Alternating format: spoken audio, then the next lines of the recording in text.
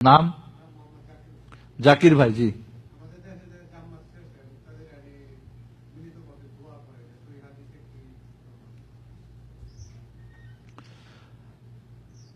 ফরজ নামাজের পরে ইমাম দোয়া করবেন আর মুক্তাদিরা আমিন আমিন বা যৌথভাবে যে দোয়াটা প্রচলন আছে আমাদের দেশে,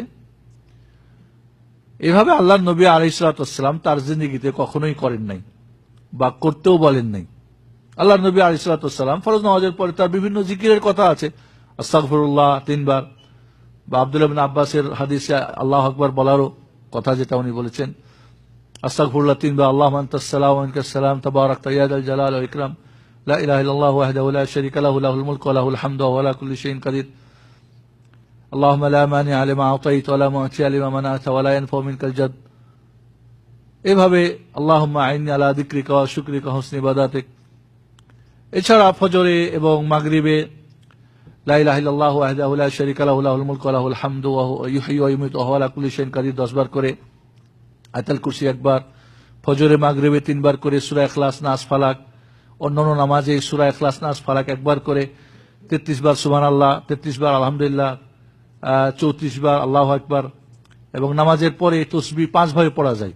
এই তাসবিহগুলি কয়ভাবে পড়া যায়? 5 ভাবে। এর আগে একবার মনে বলছিলাম আপনাদের, মনে আছে নাকি? প্রথম হলো 33 বার সুবহানাল্লাহ, 33 বার আলহামদুলিল্লাহ, আর 33 বার আল্লাহু আকবার, 1 বার লা ইলাহা ইল্লাল্লাহু ওয়াহদাহু লা শারীকা লাহু লাহুল মুলকু ওয়া লাহুল হামদু ওয়া হুয়া আলা কুল্লি শাইইন কাদির। এই তাসবিহগুলি 2 ভাবে পড়া যায়, সুবহানাল্লাহ 33 বার, আলহামদুলিল্লাহ 33 বার, আল্লাহু আকবার 33 বার, এরপরে অথবা একসঙ্গে সুবহানাল্লাহ আলহামদুলিল্লাহ আল্লাহু আকবার, সুবহানাল্লাহ আলহামদুলিল্লাহ আল্লাহু আকবার, সুবহানাল্লাহ আলহামদুলিল্লাহ আল্লাহু আকবার, এভাবে পড়তে পারেন, যেটা আবু হুরায়রা রাদিয়াল্লাহু তাআলা আনহু আমল করতেন। দ্বিতীয় হলো সুবহানাল্লাহ 33 বার, আলহামদুলিল্লাহ 33 বার, আল্লাহু আকবার 34 বার, 100 বার। 4 নাম্বার পদ্ধতি হলো সুবহানাল্লাহ 33 বার, আলহামদুলিল্লাহ 33 বার, আল্লাহু আকবার 33 বার। 4 নাম্বার 3 হলো, ঠিক না? 4 হলো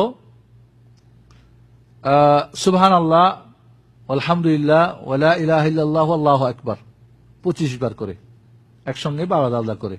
সুবহানাল্লাহ আলহামদুলিল্লাহ লা ইলাহা ইল্লাল্লাহু আল্লাহু আকবার একসঙ্গে বলেন, অথবা সুবহানাল্লাহ 25 বার, আলহামদুলিল্লাহ 25 বার, লা ইলাহা ইল্লাল্লাহ 25 বার, আল্লাহু আকবার 25 বার।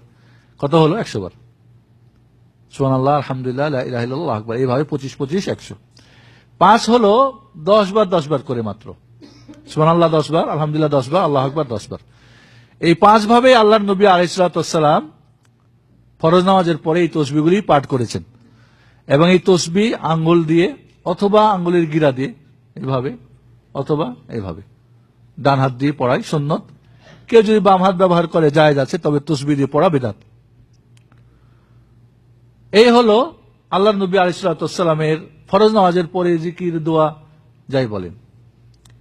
বাকি আমাদের ভাইয়ের যেটা প্রশ্ন, জাকির ভাইয়ের, যে আমার দেশে যেটা করা হয়, এই ধরনের আল্লাহর নবী বা সাহাবা ইকরাম বা ইমাম এই ধরনের কোনো প্রমাণ নেই, অতএব এটা একটা বিদআত। অতএব এটা কি একটা বিদআত।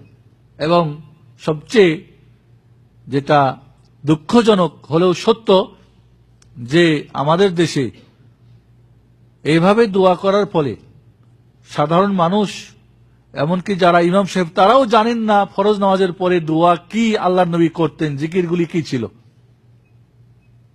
এই জন্য যেখানেই বেদাত আসবে সেখানেই কি সুন্নতগুলি উঠে যাবে। এই জন্য আমাদের একটা একটা করে যখন বেদাত এসেছে, সুন্নতগুলি কি, এই জন্য আমাদেরকে বেদাত পরিহার করতে হবে, সুন্নত গ্রহণ করার চেষ্টা করতে হবে, এবং সেই অনুযায়ী আমাদের ইবাদত করতে হবে। জি জি ভাই।